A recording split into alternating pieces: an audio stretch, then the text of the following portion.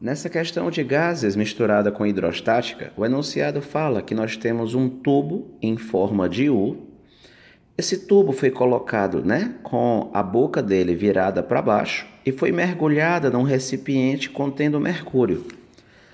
A questão afirma que a coluna de ar que está presa dentro desse tubo de mercúrio, ela ocupa uma extensão vertical de 30 centímetros na situação inicial.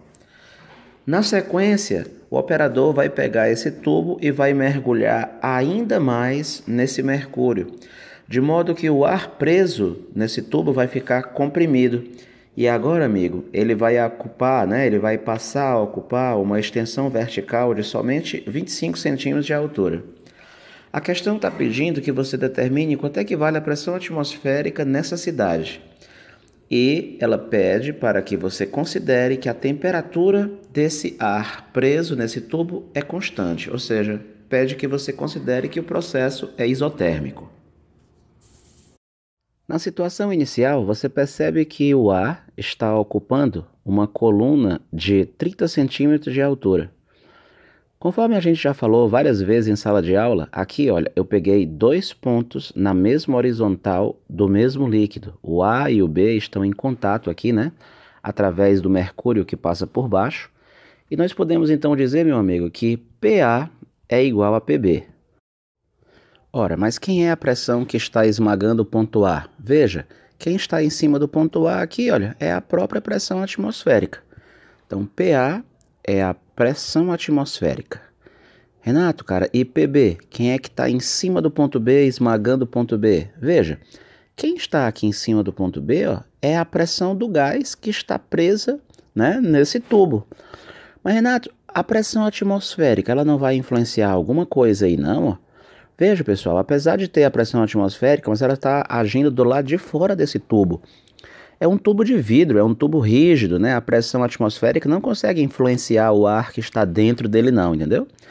De modo que a pressão que está esmagando o ponto B é somente a pressão do ar que está aqui dentro, Que eu vou chamar então de P-gás inicial. Essa é a pressão que está esmagando o ponto B.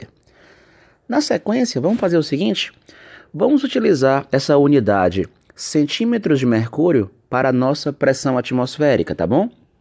Vamos dizer que a nossa pressão atmosférica, que a gente quer determinar, vale X centímetros de mercúrio. Dessa maneira, então, a pressão do gás inicial vai valer esse próprio X. Vamos então ver a situação final. Veja, na situação final, o tubo foi mergulhado um pouco mais, nesse mercúrio. E aí nós vamos, mais uma vez, tomar dois pontos na mesma horizontal do mesmo líquido. Nós temos aqui os pontos C e D. E aí, conforme a gente aprendeu em sala de aula, vamos poder escrever que PC é igual a PD.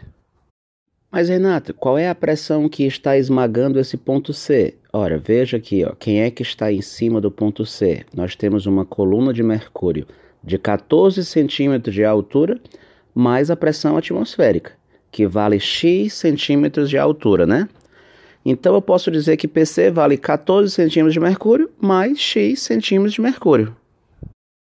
A pressão que está esmagando o ponto D no final é a pressão desse ar que está sobre o ponto D, Que nós vamos chamar isso aqui de quê, Renato? Vamos chamar isso aqui, cara, de P-gás final. Assim, amigo, dessa maneira, nós podemos dizer então que a pressão do gás no final vale 14 mais X.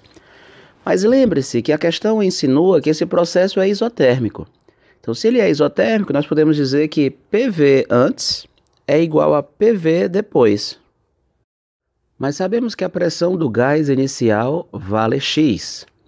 E o volume inicial ocupado pelo gás, amigo, é o volume desse cilindro aqui, olha. Como é que eu calculo o volume do cilindro? Área da base vezes a altura. E a área da base, vai ser essa área da seção transversal aqui, que eu posso chamar de A. E a altura vai ser esse 30 centímetros aqui. De modo que o volume inicial, então, ocupado pelo gás vai ser A vezes 30. Bom, a pressão do gás final a gente já havia encontrado ali anteriormente, e ela vale 14 mais X. E quanto é que vai ser o volume final do gás? Bom, veja aqui na figura. O volume final do gás é o volume desse cilindro aqui, ó. A altura desse cilindro vale 25 centímetros e a área da base dele vale exatamente aquela mesma área da seção transversal de antes. De modo que o volume final ocupado pelo gás, então, vai ser 25 vezes A. Observe a equação que a gente encontrou. Veja, eu posso aqui simplesmente, então, ó, cancelar essa área da base com essa área da base. Esse 30 dividido por 5 vai dar 6. Esse 25 dividido por 5 vai dar 5. Então, como é que vai ficar a nossa equação simplificada? Assim, amigo, reduzindo os termos semelhantes, nós encontramos que x vale 70. Mas você deve se lembrar que esse x a gente considerou desde o começo que era o quê? Ó, que era a pressão atmosférica nessa cidade.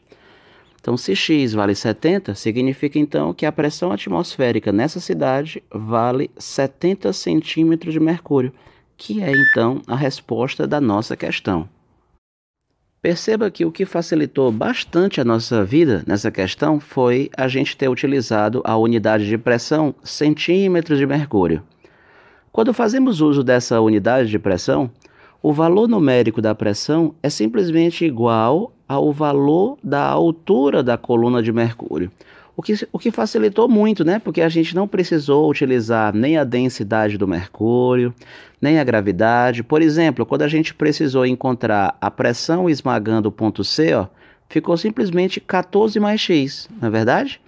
Então isso facilitou muito, né, na resolução dessa questão, beleza? Eu sou o professor Renato Brito e eu estou aqui mais uma vez dando uma força no seu aprendizado da física. Até a próxima então, bons estudos!